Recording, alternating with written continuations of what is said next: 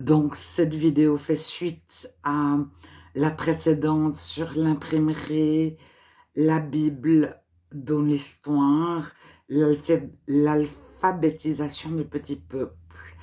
Et je dis une phrase dans ma précédente vidéo, qu'il y a les humanistes et les chrétiens, que c'est deux choses différentes.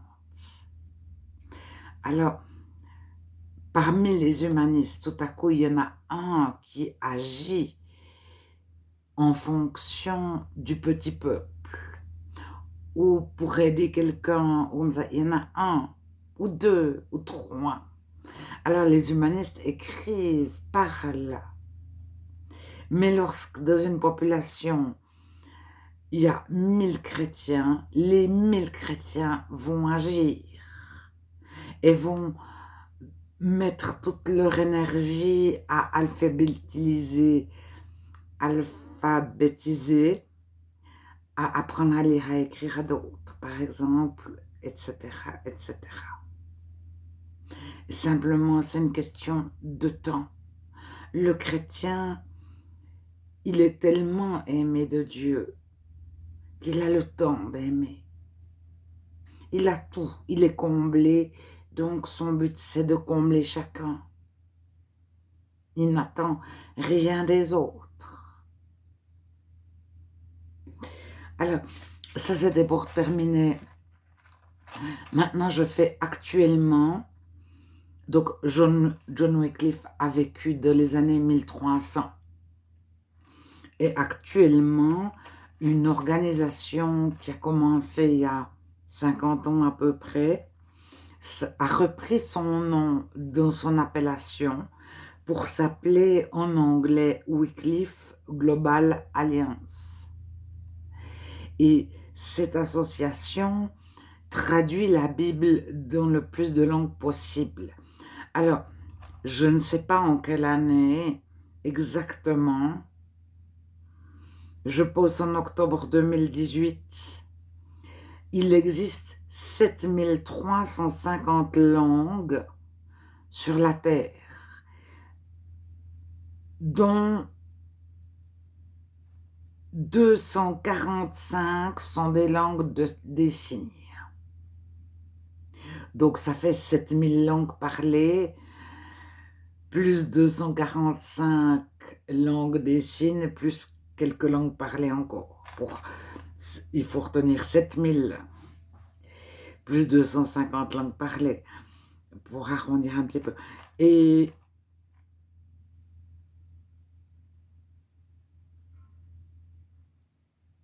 la Bible existe en 3350 langues, soit le Nouveau Testament, soit la Bible entière, soit éventuellement l'évangile ou un évangile, l'évangile de Jean, généralement.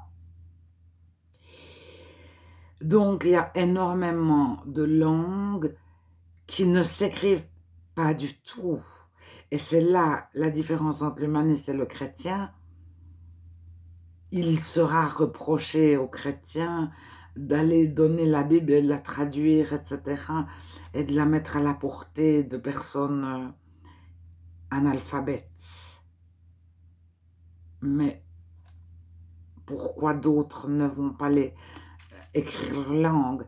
Et si on reprend dans toute l'histoire, chaque langue s'est écrite pour la première fois avec une grammaire, parce que auparavant, les gens qui savent lire et écrire dans une autre langue, par exemple en français, lorsqu'ils sont dans leur village et qu'ils parlent une langue parlée uniquement dans leur village, ils écrivent avec l'alphabet français comme ils peuvent la langue en fonction de ce qu'ils entendent. Sans grammaire, et s'il y en a trois qui font la même chose, ça donnera trois écrits différents. Un va écrire « je viens » avec S au bout, « à vient », et l'autre va mettre un Z, pourquoi pas. Et le troisième ne va pas mettre de lettre du tout au bout de « vient ». C'est libre. Et quand on fait une Bible, elle est tellement énorme, une grammaire est choisie préalablement afin que lorsqu'on écrit je viens 50 fois dans la Bible, mais les 50 je viens sont identiques. Il y a une logique, une structure, etc. Alors, euh, Luther, quand il a fait ça avec une équipe pour l'allemand, il a repris la grammaire du latin. C'est pour ça que l'allemand est une langue très difficile à apprendre un anglophone, par exemple, qui a the, l'allemand a dit der, das, etc. Bon. Mais alors actuellement, les traducteurs écoutent énormément les locuteurs, tout comme ça se faisait précédemment, mais ne donnent pas forcément une grammaire qui ressemble à la grammaire du grec et du latin. La grammaire anglaise, par exemple, est beaucoup plus simple. Mais il y a tous les verbes qui ont des exceptions, etc. Mais pourquoi créer des difficultés? Alors, maintenant, ce que j'aimerais dire, c'est que j'ai terminé ma vidéo précédente avec une question en disant qu'il était possible d'ajouter ou d'avoir ajouté ou supprimé une phrase de la Bible de l'histoire. On en connaît tous deux, trois phrases sur le baptême de l'eunuque éthiopien, etc., que tout le monde connaît. Mais ce que je voulais dire, c'est qu'en plus de la Bible, alors la Bible transforme les cœurs, c'est le leitmotiv, la motivation de cette alliance globale qui s'appelle Wycliffe Global Alliance. Wiki, traduction de la Bible. Ça part de l'anglais. Mais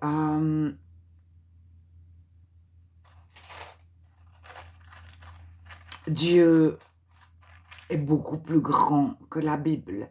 Et lui transforme les cœurs. Et je regardais encore il y a quelques instants un témoignage d'un jeune qui s'est converti. Il a eu son cœur transformé par Dieu avant d'avoir lu une seule ligne de la Bible. C'est plus tard qu'il s'est mis à lire la Bible. Et avec une phrase de plus ou de moins dans la Bible, Dieu peut transformer le cœur de tous et de chacun. Et c'est sa puissance, c'est Dieu en personne qui agit dans le cœur du chrétien, du non-chrétien, qui le rend vierge, genèse pure. Et bien sûr qu'en lisant la Bible, mais c'est le diviseur de la Bible. Le diviseur, c'est l'ennemi, l'adversaire, le diable s'appelle le diviseur.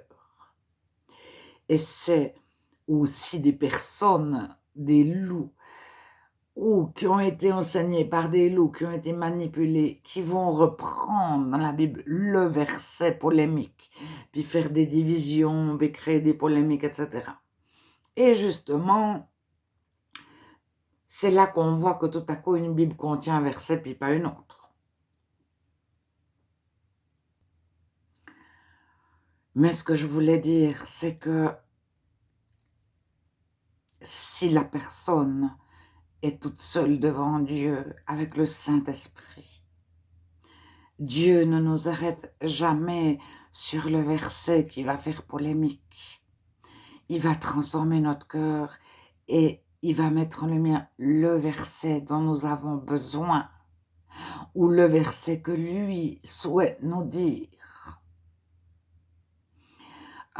Sur la médisance, si on dit du mal, si on parle dans le dos des gens, tout à coup, on voit ne pas murmurer et ça nous saute aux yeux. Si on ment, on voit le verset, selon Jésus, de sa parabole de Matthieu 13, il y a deux camps.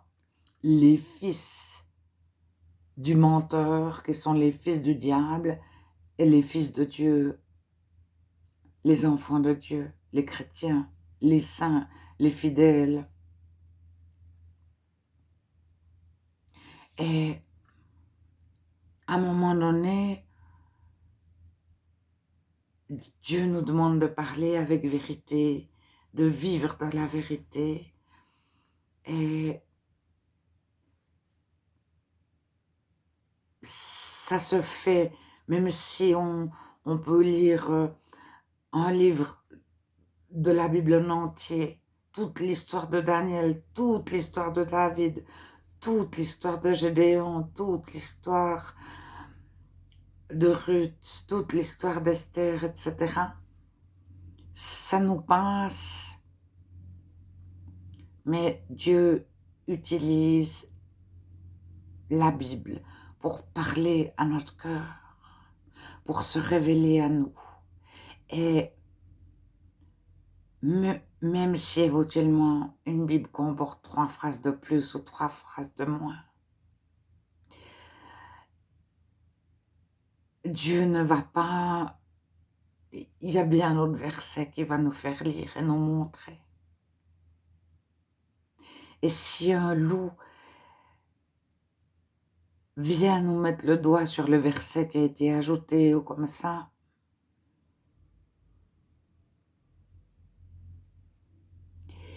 Dieu nous donne, on ne le voit pas forcément, mais on ne va pas enregistrer. On sera libre par rapport à ce faux enseignement qu'on est en train de recevoir. Parce que Dieu nous garde, nous, comme la prunelle de ses yeux. Et ça, on en reçoit la pleine conviction à notre conversion, même si on n'a jamais lu une ligne de la Bible. Et au-delà de la Bible transforme les cœurs, c'est Dieu qui transforme les cœurs.